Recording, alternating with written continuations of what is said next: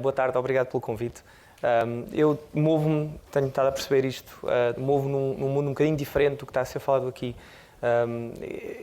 Acho que em Portugal nos últimos anos tem sempre sido visto um bocadinho há um certo negativismo da nossa situação e no meu mundo é o positivismo constante. Portanto, há um bocadinho um campo de destruição da realidade, costuma-se dizer nas startups, em que é tudo possibilidade, não é? Mas de certa maneira eu tenho visto também acontecer à minha volta. E portanto ainda bem que tenho a hipótese de falar um bocadinho sobre isso. Pediram para falar um bocadinho sobre a história da Unbabel e qual tem sido o nosso percurso. Eu gostava de explicar um bocadinho o que é que nós fazemos e depois talvez falar sobre isso. A Unbabel é uma plataforma que combina a inteligência artificial com a tradução humana. E no fundo, a maneira como eu descrevo isto é que nós podemos estabelecer um paralelo com o que aconteceu quando as pessoas começaram a ter acesso à água de uma maneira contínua.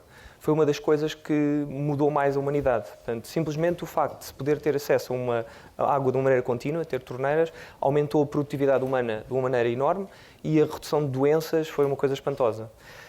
E o que nós pensamos é que a linguagem é uma coisa tão básica como a água, é uma coisa que nós usamos todos os dias, e a maior parte do mundo não fala uma só língua, portanto, 75% do mundo não fala inglês, nem sequer como segunda língua. E, no entanto, nós estamos numa época ainda em que, para uma empresa comunicar em várias línguas, é um bocadinho o equivalente de pegar num balde e ir ao poço de cada vez, não é? E, portanto, a nossa missão é que a comunicação em várias línguas seja tão simples como abrir uma torneira para todas as instâncias de comunicação entre pessoas ou entre empresas e os seus utilizadores. E isto é uma necessidade muito grande. Portanto, o ano passado, o mercado das language services, portanto, foram gastos 34 mil milhões de dólares americanos nestes serviços. A maior parte disto foi contratação de intérpretes, mais ou menos 55%, mas no fundo o que nós estamos a ver é que este dinheiro é sobretudo gasto em o que nós chamamos de tradução tradicional, portanto, documentos legais, coisas médicas, manuais de produtos, etc.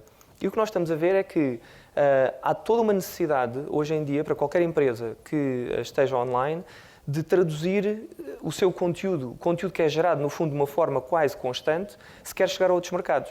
Seja o website, seja os e-mails que mandam aos seus utilizadores, as newsletters, os blog posts, seja as descrições de produtos, por exemplo, qualquer site de e-commerce que cada vez mais acontece no âmbito europeu, por exemplo, vender produtos em vários países tem que conseguir comunicar nas línguas desses países, seja e-mails. Se queremos dar apoio ao cliente em várias línguas, temos que conseguir comunicar nessas várias línguas e isto representa um volume de conteúdo gigantesco. Não só é gigantesco, como no fundo não é valioso o suficiente para pagar os 10, 20, 30 cêntimos por palavra, que é o típico no mercado de tradução tradicional. E mesmo que fosse, não há pessoas suficientes para traduzir esta quantidade de conteúdo. Portanto, nós neste momento, hoje em dia, o que é que temos? Temos a tradução automática e provavelmente a maior parte de vocês já usou o Google Translate, só que o Google Translate é usado maioritariamente por consumidores para o que nós chamamos gisting, ou seja, para se ter uma noção do que é que ele diz. Muito raramente, ou quase nunca mesmo, é usado por empresas para comunicar com os seus utilizadores. Imaginemos escrever um artigo de jornal e publicá-lo noutra língua passando pelo Google Translate, é uma coisa que nenhum jornal faz. Já houve tentativas e deu muito mau resultado. É verdade. E, portanto, eu peço que eu estou a reparar que os slides estão um bocadinho estranhos. Isto é feito em Keynote e vou passar para o PowerPoint agora, portanto, é capaz de estar um bocadinho fora do lugar. Mas portanto, o problema de tradução automática é, por um lado, é barato, não é? Para a maior parte das pessoas é grátis, e é rápido, mas a qualidade não está lá. E, portanto, a maior parte das empresas usa tradução profissional, recurso a agências de tradução e há imensas, não é? O problema de agências de tradução é que são caras. Para a maior parte da empresa, por exemplo, se pensarmos que traduzir um e-mail leva 5 a 10 dólares, isso é um custo incomportável do ponto de vista de comunicação. E depois não são escaláveis. Portanto, o próprio processo de tradução numa agência de tradução manda-se um documento, passado 2 dias recebe-se de volta, há interação entre o cliente e o tradutor, portanto, o processo não funciona. Portanto, nós o que é que fazemos? Nós combinamos tecnologia com seres humanos. Nós temos um motor de inteligência artificial e quando eu digo inteligência artificial é de uma maneira lata aqui, ou seja, nós temos um nosso próprio motor de tradução automática, temos uma série de algoritmos de machine learning que criam os perfis de todos os tradutores de maneira a perceber quem é que deve trabalhar naquela tarefa em tempo real. Temos mecanismos que fazem a qualidade automática, portanto, estão constantemente a medir se aquela tradução está bem feita, se é preciso adicionar outra pessoa. E depois, portanto, há esta parte da tecnologia que, de certa maneira, como torna um tradutor normal um super tradutor. Só para vos dar uma ideia, um tradutor normal produz entre mais ou menos 1.500 palavras por dia, e na Unbabel produz mais ou menos 8.000, porque começa com uma coisa já muito mais avançada e depois tem uma série de ferramentas que o ajudam a traduzir mais rápido e melhor. E depois isto é complementado com uma comunidade. Nós temos neste momento 24.000 tradutores online ligados a trabalhar na plataforma. E o resultado disto é reinserido tanto na tecnologia. Há um sistema constante de aprendizagem por parte do motor de tradução, baseado nos resultados que os seres humanos estão a produzir, de maneira a que, cada vez mais, de certa maneira, os seres humanos façam aquilo que de facto são bons, que é a parte da criatividade e de perceber a subjetividade e as nuances. E há uma série de tarefas aqui que de facto iam ser feitas por máquinas, são coisas básicas, como estruturar um documento e perceber, a seguir uma vírgula devia haver um espaço. Isto é uma regra, tudo aquilo que pode ser posto em regras práticas, máquinas conseguem fazer perfeitamente. Os seres humanos, de facto, são importantes para a criatividade, para aquilo que nós não... Aliás, uma das perguntas que muitas vezes me fazem é: então, e a Google não vai fazer uma coisa assim? A tradução automática não vai estar a funcionar nos próximos 10 anos? E eu acredito que não, basicamente porque a linguagem é provavelmente a expressão mais óbvia da nossa inteligência. Se estiverem a falar com alguém que tem um sotaque muito acentuado em qualquer língua, imediatamente começamos a ponderar o nível de inteligência dessa pessoa. É um bocado difícil não o fazer. É verdade. É verdade, é incrível. Aliás, é uma das coisas que é pena, porque imagino que seja frustrante para alguém que não fala bem uma língua, sentir que não está a conseguir expressar a sua inteligência. Não é? Não sei se vê uma série que é Modern Family, e havia um episódio em que ela viu um personagem que dizia exatamente isso, falava espanhol e dizia: eu estava a falar inglês com sotaque, e dizia: na minha língua sou super inteligente, mas aqui toda já... Acontecia um bocado. Enfim, isto resulta... este slide está péssimo. Isto resulta, no fundo, em as empresas pouparem 80% nos custos que têm com tradução. E nós estamos focados cada vez mais, sobretudo, em ajudar empresas a escalar os seus processos de tradução. Portanto, quando eu tenho aqui alguns dos clientes que já vou mostrar alguns dos use cases, mas a nossa visão aqui é como é que nós vamos desta tecnologia para uma situação em que a comunicação é seamless, né? É transparente e universal. Nós pensamos nisto quase como construir a rede de distribuição. Não é? Nós temos os algoritmos, temos tecnologia, as pessoas a trabalhar, e depois precisamos de construir uma maneira de ligar esta nossa rede e a nossa tecnologia aos sítios onde as pessoas já estão a comunicar e permitir que o passem a fazer de uma maneira multilingüe. Por exemplo, isso significa integração com aplicações. Imaginem na vossa conta de Gmail, para aqueles que usam Gmail, poderem ter um plugin da Unbabel que permite comunicar em qualquer língua, receberem um e-mail em chinês e se o e-mail ser logo traduzido para português, responder em português e a pessoa receber em chinês. Não é? E nós o que vemos na nossa plataforma são utilizações muito interessantes disto. Por exemplo, empresas que usam a Unbabel para explorar mercados novos. Traduzem os e-mails de apresentação a clientes e enviam e veem a resposta. Não é? Ou para apoio ao cliente, ou para tradução de... Enfim, N coisas diferentes. Outro aspecto disto é ter uma série de empresas a construírem coisas em cima da nossa tecnologia. E já temos temos mais ou menos entre 10 a 15 empresas que estão integradas com a nossa API e que constroem os seus produtos em cima delas, para as coisas mais variadas. Tem sido muito interessante. Estes são alguns dos nossos clientes atuais, a Google, alguns deles se calhar conhecem, a Pinterest tem tido muito crescimento ultimamente, a Yamli não é muito conhecida em Portugal, mas nos Estados Unidos é a maior rede de receitas, o maior site de receitas online, a Hotel Tonight de marcação de hotéis, portanto, muitas coisas no turismo, tudo o que tem a ver com descrições de hotéis, que são conteúdos criados continuamente. A Coursera e a Udemy e a EDX não está aqui, são empresas que criam cursos de aprendizagem online. A própria Microsoft, se viram há um tempo atrás, quando a Microsoft lançou o Skype, a hipótese de falar em línguas diferentes simultaneamente, esse grupo usa a Unbabel para desenvolver uma parte de tecnologia. Portanto, tem sido muito interessante. Porquê? Porque, no fundo, se nós chegamos a uma empresa e dizemos: olha, quero fazer aquilo que está a fazer agora, mas poupar 80% e de uma maneira mais eficiente, é relativamente fácil vender este produto. E isto é que se tem, e é isto que tem-se revelado. Portanto, nós neste momento já estamos quase a ultrapassar as 20 milhões de palavras traduzidas e o nosso crescimento tem sido, em janeiro crescemos 30%, em fevereiro 40%, em março mais 40%, portanto tem sido um crescimento bastante grande. Do ponto de vista dos tradutores, nós muitas vezes gostamos de... Não sei se já ouviram falar da Uber. A Uber lançou agora em Portugal há um tempo atrás os carros, que está, no fundo, um serviço que compete com táxis. A Unbabel, do ponto de vista dos tradutores, é quase como um Uber para tradução, no sentido que nós... houve uma altura em Londres, por exemplo, que para ser taxista era preciso fazer um exame. Perceber que conhecia as ruas, os caminhos, não é? E depois aparece o GPS e de repente qualquer pessoa pode ser taxista, porque consegue chegar aos sítios, não é? A Uber precisa desse tipo de tecnologias. Na Unbabel é a mesma coisa. É claro que continua a haver um espaço muito importante para tradutores profissionais e mais ou menos 35% da nossa comunidade são tradutores profissionais. Mas o que nós também estamos a permitir é que qualquer pessoa em qualquer lado do mundo possa fazer uso de um skill que quase toda a gente tem, que é a capacidade de falar pelo menos uma língua, não é?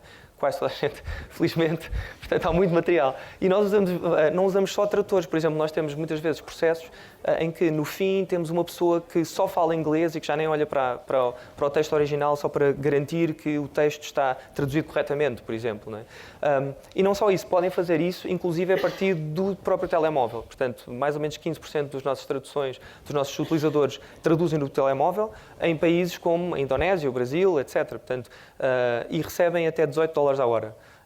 O que significa que... até $18 a hora. E isso é no início. Portanto, o nosso objetivo aqui é, quanto mais nós evoluirmos a tecnologia, no fundo, cada vez mais, cada um dos nossos tradutores vai ser mais produtivo. O que significa que vai gerar cada vez mais valor. Portanto, e esse valor pode ser transformado em ou poupanças para o cliente ou aumento do dinheiro que conseguimos pagar aos tradutores. Sobretudo depende da expertise de cada um. A história da Unbabel tem sido uma história interessante. Esta é a minha quarta startup. Portanto, eu fiz doutoramento nos Estados Unidos, vivi nos Estados Unidos entre 2001 e 2011. Tenho doutoramento em processamento de linguagem natural em Carnegie Mellon. Antes do programa CMU Portugal existir, eu acompanhei o início já em CMU, os primeiros alunos a chegarem. E nós temos, a nossa equipa é muito forte cientificamente. Portanto, não só é um tema para o qual tenho muita paixão. Em Portugal, o meu curso de licenciatura era um curso que agora tecnicamente já não existe, que era Engenharia da Linguagem e do Conhecimento na Universidade de Lisboa. Era na Faculdade de Ciências e na Faculdade de Letras. Éramos considerados os híbridos, tínhamos aulas nos dois lados. Foi fantástico, foi exposição a dois ambientes diferentes. Não tinham pai no sítio? Sim, mas por outro lado conseguimos experimentar dois ambientes diferentes, foi interessante.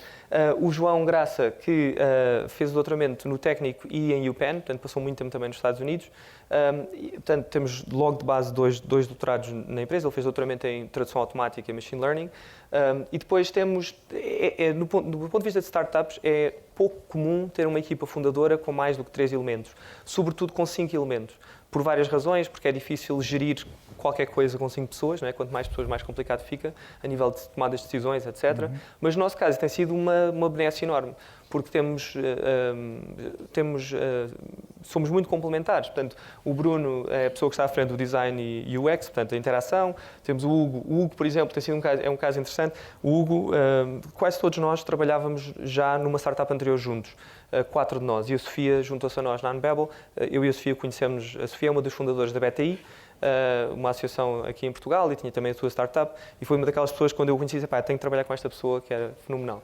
E felizmente, finalmente aconteceu. O Hugo, por exemplo, veio ter connosco, acabou o secundário e infelizmente não tinha capacidade económica para ir para a faculdade, começou a trabalhar e era um bocado um diamante em bruto, não é? Um puto muito inteligente, e nós na altura insistimos, quando ele começou a trabalhar connosco, não, tens que ir para a faculdade, faças o que fizer, não podes parar por aqui, de maneira que ele estudou 3 semanas, passou os exames, entrou na faculdade e começou, enquanto estava na Unbabel, a fazer faculdade. Acho que neste momento é aluno do ISCTE, se bem que a história da Unbabel tem sido um bocado uma montanha-russa. Portanto, quando finalmente entrou para a faculdade, nós começámos a Unbabel e passado 3 meses entrámos no Y Combinator, que é um incubador de empresas em São Francisco, que é o melhor incubador. Nós fomos a primeira empresa portuguesa a entrar nesse incubador. De maneira que tivemos de ter ao Hugo, Hugo, tens que parar agora um ano porque temos que ir para os Estados Unidos. Enfim, Mas como eu costumo dizer, a história dele é muito melhor agora. É muito melhor ser uma pessoa que começou a faculdade e desistiu para começar uma startup do que nunca ter ido para a faculdade. Portanto, Mark Zuckerberg, etc., tiveram esse percurso, não é? O Bill Gates já pode ser considerado. Mas nós apostámos desde o início exatamente em ter as pessoas o mais qualificadas possível. Para nós sempre foi um grande asset. E, portanto, nós até agora levantámos 1,9 milhões de dólares em investimento de capital de risco. O Y Combinator, como vê ali em baixo, é o incubador onde nós tivemos, mas, por exemplo, a Google Ventures é um dos nossos investidores, também somos a primeira empresa em Portugal em que a Google investiu. A Matrix Partners é menos conhecida aqui, mas é um dos grandes investidores também em Silicon Valley. E temos uma série de outros investidores, não só estrangeiros, como portugueses. A Faber, a Schilling Capital, a Caixa Capital, são investidores também da Unbabel. E, aliás, os primeiros investidores foram portugueses. O nosso percurso também foi muito diferente porque nós desde o início sabíamos que íamos ser globais, não só pela nossa experiência da equipa como a visão, e portanto sempre pensámos nesse sentido, mas por outro lado queríamos fazê-lo em Portugal, o que é um bocado, nós somos um bocadinho românticos nesta visão de que achamos que gostávamos muito de construir algo de facto grande em Portugal, que haja um Skype em Portugal. E, sobretudo, o que está a acontecer não só em Portugal, mas na Europa, é que está a haver uma onda de empreendedorismo que está a acontecer, às vezes não se nota tanto no domínio público, entre aspas, mas o que se vê estando no mundo das startups é que costumava ser São Francisco, Silicon Valley, Estados Unidos, fora de São Francisco muito menos, mas comparativamente com a Europa muito mais. E agora, se calhar, é óbvio que a crise é uma coisa que não é positiva, mas tem um único aspecto positivo do meu ponto de vista, é que leva as pessoas a tomarem mais riscos, por necessidade, porque já que não tenho emprego, podemos fazer qualquer coisa, não é? E isto é infeliz, mas por outro lado faz com que as pessoas tomem esses riscos, não é? E isso tem-se notado a nível de startups. Nos últimos anos, a Unbabel começou em 2013 e neste momento em Lisboa já há uma série de startups que já são empresas, já não são, quer dizer, a pessoa diz startups, mas já são empresas. A Uniplaces, já ouviram falar, está quase a chegar às 100 pessoas. Temos a Seeders, temos a Veniam, que teve agora teve investimento nos Estados Unidos, mas continuam com investidores no Porto. A Farfetch, obviamente, que é um caso agora conhecido, a primeira empresa que vale 1.000 milhões em Portugal, o nosso primeiro unicórnio, que tem sido fantástico. E eu podia continuar a dizer nomes, há uma série de listas de empresas que estão agora a acontecer e a crescer, e está a ser fantástico ver este crescimento. O desafio aqui, e isto liga um bocadinho com o que estava a ser dito, quando nós estivemos nos Estados Unidos, portanto, nós fomos para São Francisco, tivemos que ir os 5, passar 3 meses, e depois quisemos voltar. E havia muita pergunta do lado lá, mas porquê é que não voltava a Portugal? Porque não ficar cá? Já estão em São Francisco, têm as portas todas abertas, têm investimento, fiquem. E nós, havia um argumento emocional, obviamente, que nós queríamos voltar, mas quando se trata de investimento, às vezes o argumento emocional não é suficiente. Mas havia, de facto, argumentos concretos, específicos para o qual vale a pena. Por exemplo, é muito mais fácil recrutar talento na Europa do que nos Estados Unidos. Neste momento, contratar nos Estados Unidos a nível de tecnologia é impossível. Felizmente, Portugal, não só Portugal, estando em Portugal, qualquer pessoa da Europa se pode mudar para Portugal e trabalhar aqui sem precisar de vistos, não é? Dentro do espaço europeu. E na Unbabel, o que nós temos feito tem sido, praticamente metade das pessoas que nós contratamos têm sido pessoas, desde gregos, búlgaros, alemães, espanhóis, que se mudam para Portugal, para Lisboa, para trabalhar na Unbabel. E isto está a acontecer não só na Unbabel, mas numa série de empresas. É comum isto, uma startup, encontrar-se pessoas de outros países e que, por sua vez, depois ficam. Mesmo que não estejam empresas, ficam e criam empresas. Porquê? Porque se hoje em dia é possível trabalhar de qualquer lado, Portugal é um sítio ótimo para se viver. Não é só uma questão do tempo, que obviamente é muito melhor do que a maior parte dos outros países europeus, mas do ponto de vista da cultura, do acesso à tecnologia, da abertura, do facto das pessoas no geral falarem inglês, por exemplo, que não é nada comum noutros países. Portanto, é muito mais fácil colaborar do ponto de vista de equipas. E do ponto de vista da competitividade, nós temos acesso não só a trabalhadores, mas a pessoas altamente qualificadas, como estávamos a ver, doutorados, pessoas que, e quem está a par do programa CMU Portugal ou do MIT Portugal, sistematicamente os alunos que vão daqui para CMU e para o MIT ficam no topo, portanto, estão perfeitamente equiparados com os alunos de topo de qualquer universidade americana, e que depois muitos deles estão de volta, não é? E estão a precisar de projetos, vão à procura de projetos interessantes. Portanto, isso tem sido um grande asset. Quais são os desafios que eu vejo do ponto de vista de startup? Há um ou dois concretos. Um que nos surpreendeu e que gostava de mencionar, que é, existe a maior parte das startups, hoje em dia, quando começam, existem dois polos mundiais, mas há dois, sobretudo, falar. Londres, na Europa, que está a ser um polo de startups e de investimento. Não é? Qualquer empresa neste meio, quando começa, ou a grande maioria, precisam de investimento, e felizmente Portugal tem estado a fazer um trabalho fantástico de investimento que nós chamamos de seed, portanto, aquele primeiro dinheiro que permite à empresa validar algumas coisas no mercado, mas em empresa crescendo vai precisar de um investimento que passa necessariamente por ter capital estrangeiro. E isso significa que tem que estar em Londres, tem que estar em São Francisco, tem que estar em Nova Iorque. O mais comum que eu vejo é Londres e São Francisco. Para Londres, obviamente, não há qualquer questão. A maior parte das startups que, quando começam, passado 2 ou 3 meses, portuguesas, de sucesso, que têm ambições globais, têm uma pessoa em Londres, não é? Ou em São Francisco, a começar a estabelecer relações com investidores e com potenciais clientes.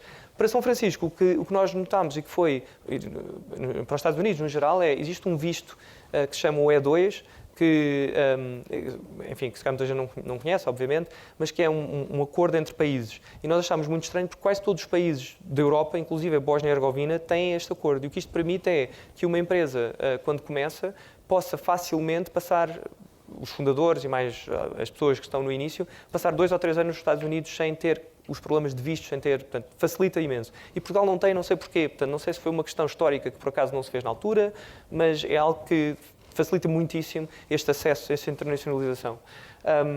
Depois a outra coisa que eu vejo é, às vezes penso que há um bocadinho o receio de, não facilitar muito a capacidade de uma empresa, por exemplo, estar sediada, ter a sede noutro país, porque isso pode significar que o IP e os assets da empresa estão a ser deslocados. O problema é que não há muita volta a dar a isso, porque, de certa maneira, para se ter investimento estrangeiro, sobretudo nos Estados Unidos, é muito difícil de estar sediado em Portugal. E, portanto, tem que haver uma estrutura, e nós tivemos que criar essa estrutura, que permita ter um bocado o melhor de dois mundos, não é? Que permita ter esse investimento estrangeiro, mantendo, e no fundo, numa startup é isso que conta, mantendo as pessoas em Portugal, mantendo o brain trust, não é? Mantendo a capacidade de decisão aqui, a criação de emprego aqui. A Unbabel, por exemplo, nós temos um escritório em São Francisco, onde estão 2 pessoas e o resto das pessoas estão em Portugal. Portanto, vendas e marketing está em São Francisco, produto, tecnologia está em Portugal. A nossa expectativa é que, à medida que nós nos expandirmos, a Ásia, por exemplo, é um mercado fortíssimo de tradução, vamos criar outros escritórios para marketing e vendas noutros países, não é? Isso é uma coisa normal. Isso vai acontecer com qualquer empresa que cresça. Às vezes há um bocadinho de inflexibilidade na capacidade de perceber como aceder a capital, por exemplo, pelas restrições do sítio onde estamos. E isso, não que eu tenha uma resposta de como fazer esta estrutura, mas é um dos desafios que temos.